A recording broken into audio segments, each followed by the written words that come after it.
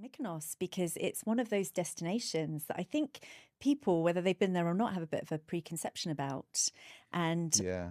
we went to go and see it to just kind of have a look at some of the amazing facilities that there were on a particular part of the island, represented by Myconian Collection. They've got a number of hotels across the island. They've got 14 in total. And there's Ilia Beach, which has got 6 hotels, and there's quite a lot of conferencing facilities there.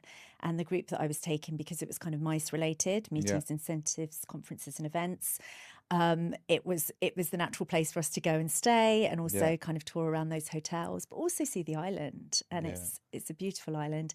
And every single person that was on that trip with me, there were 6 of them plus me, they were really just taken aback by what I think they probably went out thinking was going to be this big party island, Ibiza style, but really just the sort of culture of it, and the authenticity and the beauty and the quiet and calm as well in different parts of the island, which just really sort of... It's interesting, right? Because your role within Canopy is more for the mice. Absolutely, I'm a mice and kind girl. of were more the leisure kind of thing. So it's an interesting tip, but a lot of those things resonate with leisure as well. Yes. Like that misunderstanding of what Mykonos is. Absolutely. And how it plays its part in the whole mixture of other kind of Greek islands. And what month did you go? I went in June, so just before, just kind of coming into obviously peak season. Yeah. And you know, I think there are days where the Mykonos town itself is busier when you've got the cruise ships coming in, etc. I think July and August is a classic high season. Yeah. But I think the key, I think for me, I mean, the hotel's open around about mid-April. Yeah. They kind of close around at mid-October, November. But I think those shoulder months, kind of May is beautiful. May, June, September are all months where you can kind of avoid the crowds. Yeah. You still get the weather, you know. So, and I think you take advantage of it being a slightly better price point than high season. Yeah. So I think those months would be kind of the good months to go to. Times to recommend. I would say so. You've got, you know, Myconian caters for that with each and every one of their properties. They really do. And I think that's the beautiful thing about their properties. They're located Did you have a favourite? I loved Cove, which wasn't on Ilia Beach, where I sort of took the group. I actually extended for a few days, as you know. Yeah. And I ended up on one of the other beaches, Ornos Beach, where Myconian Collection have 2 properties there. And I stayed at Cove, which is their tiny little kind of boutique property. What did you like about it? Just the peace and quiet and the beautiful views of the bay. And, you know, during the day you can go and sit on the beach and have a cocktail and listen to some house music. Was it a fit for Charmaine, where she is in her life now kind of thing? I think so. In the past I would have been at that party beach, wherever that is. I didn't actually go in the end. Yeah, exactly. But it was very much where I was at. Because you kind of go, there's 14 hotels, right? Yeah. And to understand 14 hotels is kind of...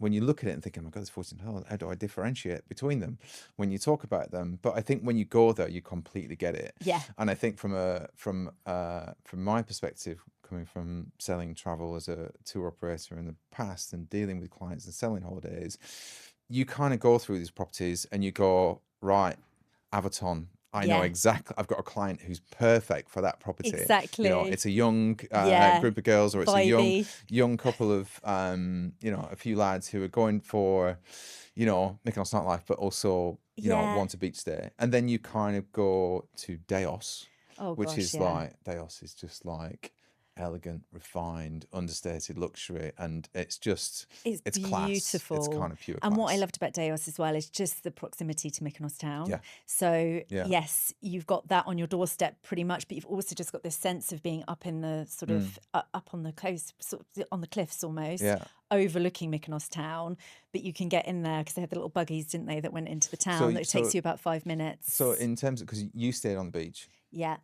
Yeah. And your group went to Elliot Beach. Yes. But then with Mykonos town, so Mykonos town, I kind of think with Mykonos, if you want to be on a beach, you've kind of got to be at Elia or Sunrise, or Plastigelos or Ornos, because you're right on a beach. Yeah. Whereas Mykonos town doesn't really have that beach element. It doesn't really have the beach. So would you be more in Mykonos town, or would you be more on the beach? do you know, I think I do like, or would it depend who you went with? Exactly.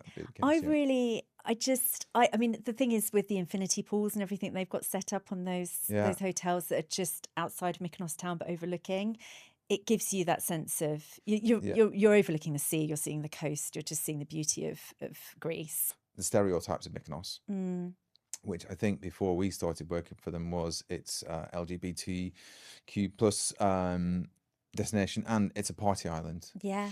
Did you find that or not? Not from my perspective. I think what I really appreciated, and I think it was during one of our tours that we did there with this wonderful woman who just had such great knowledge, was saying about kind of the building regs in Mykonos, which I didn't know about, but I noticed that there were no high-rise buildings. There was nothing that looked tacky. Yeah. And it is that they're not able to build over a certain height because they want to retain, when you look at Mykonos from the air, that beautiful, those lovely white, and I think that for me is kind of what makes it different. It's the classic it hasn't been over commercialized. Yeah, I think it bust all those stereotypes for me. I've been twice now, and I went in May, and I think I went and it was kind of like wasn't a half term for me, or I would have been stuck with the kids. But it was kind of a half term or a holiday season within mainland Europe. And when I stayed on Ornos, I stayed at Myconian. I went to the beach, and I was surprised. There was so many families on that beach. Yeah. And that was quite surprising for me, because I think this market feels that you couldn't send a family there. But of course you absolutely can. And I think the other thing that really surprised me was actually going over to Delos to again, another UNESCO World Heritage Site, the archaeological ruins of Deos. There is a lot of history on that island. There's a lot of culture. There's a lot of places that you can explore. Yeah. And I think sometimes with destinations, the press or something hooks onto a specific thing about a destination and it's kind of overhyped. And I think with Mykonos, it's such a beautiful island with amazing beaches, and it's perfectly great for. We've sent out a few travel agents who had the same thoughts on Mykonos, and went there and came back and was blown away by it. In fact, all the feedback we did a lot of fan trips to Mykonos last year. We took out a lot of agents, we took out a lot of people, and the majority of them came back surprised. Yeah, and it's a very culturally, I think the island itself, it's a very open, accessible place, and I think that's where the LGBTQ community feel really at ease there, because they said, going back to sort of the 60s, the 50s and 60s, that I learned, that actually they just had an openness and an acceptance, and I think that just made people feel really at home there. It's a really chill place. I think I think everybody's welcome, kind of exactly thing. which is great, and I think that you really feel that when you're there.